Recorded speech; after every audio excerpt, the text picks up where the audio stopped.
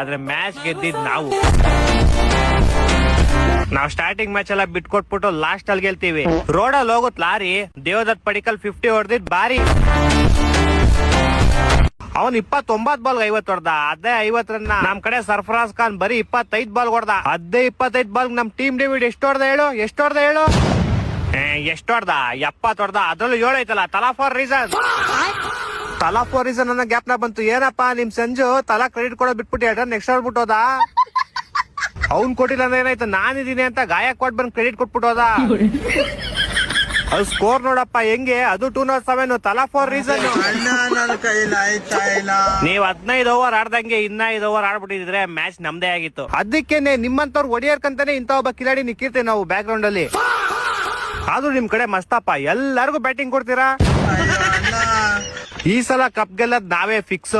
Team David ಹೊಡೆದಿದ್ದ hat trick 6 ಮೇಲೆ 6.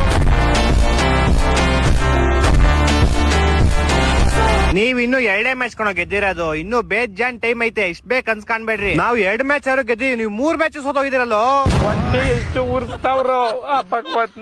ನಮ್ ತಲಾ ಇನ್ನೂ ಬಂದಿಲ್ಲ.